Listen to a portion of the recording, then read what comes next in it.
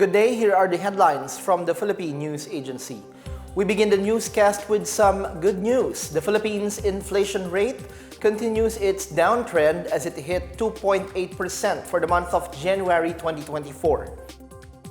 The Philippine Statistics Authority on Tuesday says headline inflation dropped further from 3.9% in December 2023. This is also an 8.7% drop compared to January 2023's figures.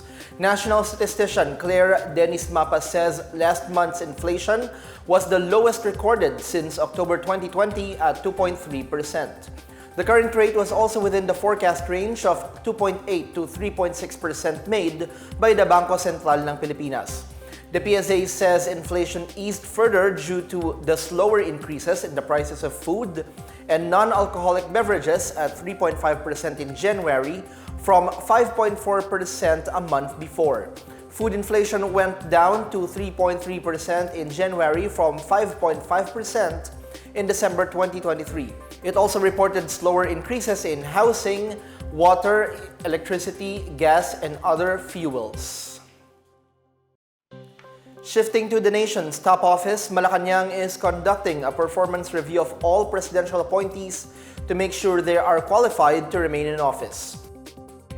In a statement, Communications Secretary Cheloy Garafil confirmed the memorandum issued by Executive Secretary Lucas Belsamin on February 2.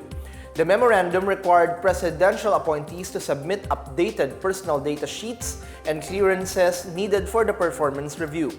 Garafil says this is to ensure that they remain qualified to hold their respective positions. All requirements must be submitted to the presidential management staff within 30 days from the issuance of the memorandum. Heads of departments, agencies, offices, instrumentalities, government-owned or controlled corporations, government financial institutions, and state universities and colleges are ordered to ensure the compliance of all presidential appointees. More Filipinos expressed satisfaction with the performance of the administration of President Ferdinand R. Marcos Jr. according to a recent survey by OCTA Research. The latest Tugon ng Masa survey conducted in December 2023 showed 59% of the respondents were satisfied with the administration's performance. This indicates a 3-point increase from 56% in October. OCTA adds that this is also the first time an increase for the current administration was observed since October 2022.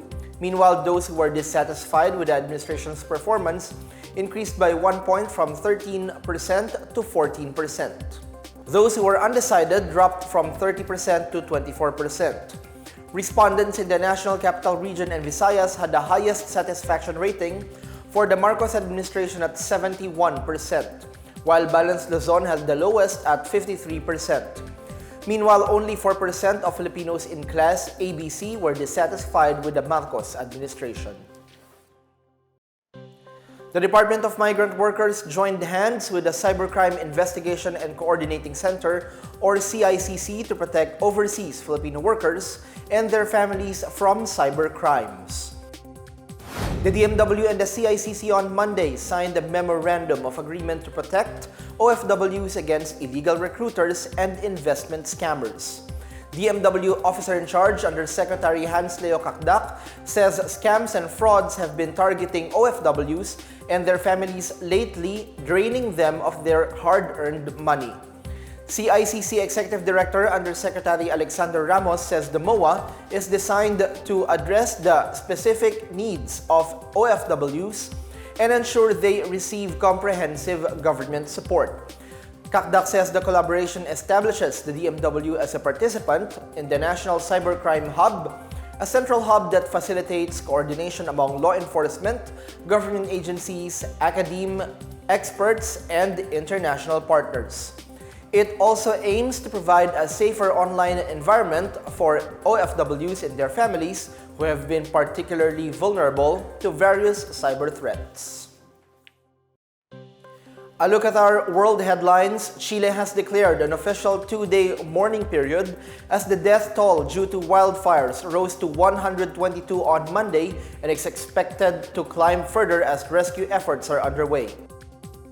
Authorities say hundreds of people are still missing and approximately 14,000 homes are damaged in central Chile's Valparaíso and Vina del Mar. Chile's National Disaster Prevention and Response Service Director Alvaro Hormazabal says as of Monday, there are still 161 active fires across the country. A botanical garden founded in 1931 in the city of Vina del Mar was almost completely destroyed by the fire. Authorities have urged thousands of residents in the affected areas and nearby to evacuate as curfews have been imposed to free up routes and allow emergency vehicles to pass through. Chile, Argentina, and other parts of South America's southern cone are experiencing a severe heat wave, a phenomenon that experts attribute to climate change. Experts also say the El Niño weather phenomenon, which warms the Pacific Ocean, has also contributed to the extreme weather in Chile. And that's the latest and the biggest stories on the PNA Headlines. For more news updates, please visit our website pna.gov.ph, our Facebook and X account, Philippine News Agency. The PNA Headlines is also streamed via the Servicio Facebook page. You may also watch the PNA Headlines through the Philippine News Agency's YouTube account, via the News and Information Bureau website, nib.gov.ph under PNA News, or on the Facebook page of the Presidential Communications Office, or PCO. I'm Bench Bondok. This is PNA Headlines, bringing stories that unite the nation.